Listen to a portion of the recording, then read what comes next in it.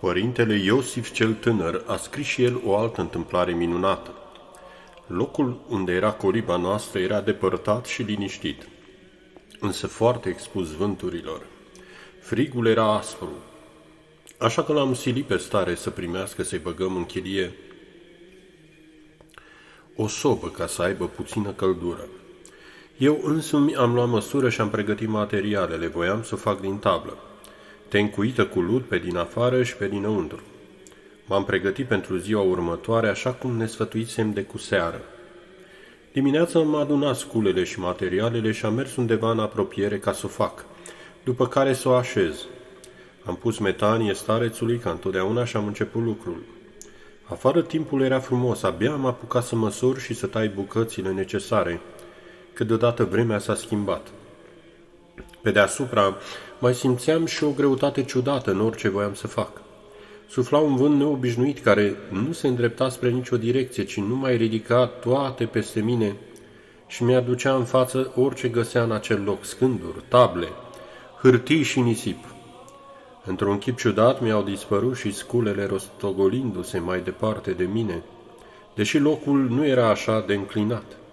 Cu ele se îndoiau, fără să înțeleg de ce, numai la o ușoară lovitură, burghiele se rupeau, bucățile pe care le făcusem, măsurându-le și tăindu-le cu exactitate, nu se mai potriveau.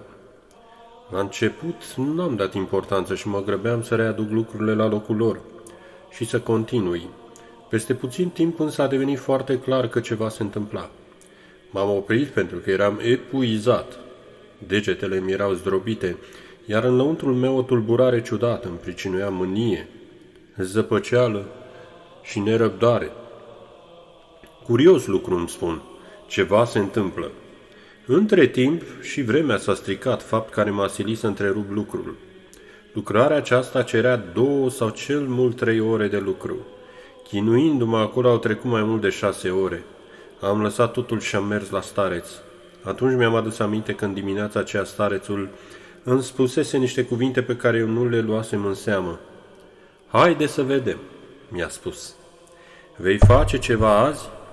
N-am dat importanță la sensul acestor cuvinte, ci numai m-am gândit că le-a spus pentru ca să mă smerească, căci eram priceput în meseria asta. Cred că m-am mândrit nădăjduind că voi termina mai repede și mai bine de cum credea starețul.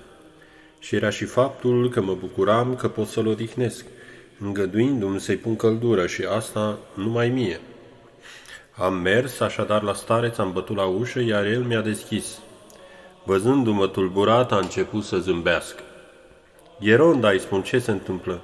De ce mi-a spus de dimineață cuvintele acelea? Doar știți că pentru mine asta era o jucărie. Dar tu ce spui că a fost? M-a întrebat el.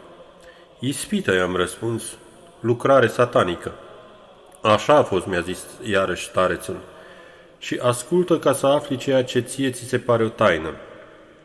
Astă noapte, pe când mă linișteam și mă rugam, l-am văzut pe Satana că mă amenința spunându-mi că mă va împiedica și îmi va aduce ispită în hotărârea pe care am luat-o. Atunci am spus Domnului, Doamne al meu, nu-l împiedica ca să-i arăt cât te iubesc, suferind frigul cât vei voi tu. Aceasta a fost pricina, fiule, pentru care s-au făcut toate acestea, ca să nu am căldură curând, precum doreați voi să-mi pregătiți. Odată starețul a trimis o epistolă fostului său ucenic, ieromonahul Efrem, cel care plecase în Volos.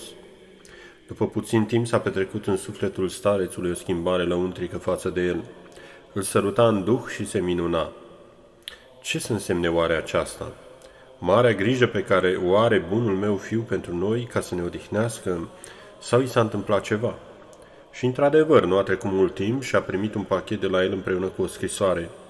Atunci starețul și-a dat seama că aceasta fusese și a scris: Mă minunez de mângâierile duhovnicești și de lucrările prin care preaînțeleptul Dumnezeu trimite vestire în rugăciune.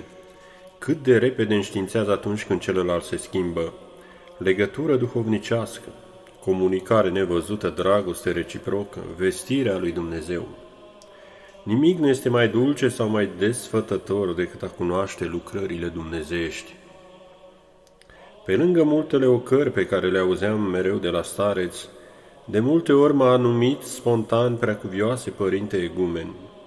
Firește, eu nu dădeam importanță la aceasta și am uitat de vreme ce mi se părea că mă ironiza. Dar ceilalți au băgat de seamă, cum îmi spune, fiindcă nu am mai numit pe nimeni astfel. De aceea se minunau și se întrebau între ei, Ianachis va deveni egumen? Și după ce starețul a spus-o de mai multe ori se gândeau, cu siguranță că va deveni. Mai târziu, când am devenit egumen, mi-au amintit aceasta frații mei duhovnicești. Erau încredințați că starețul văzuse aceasta de mai înainte.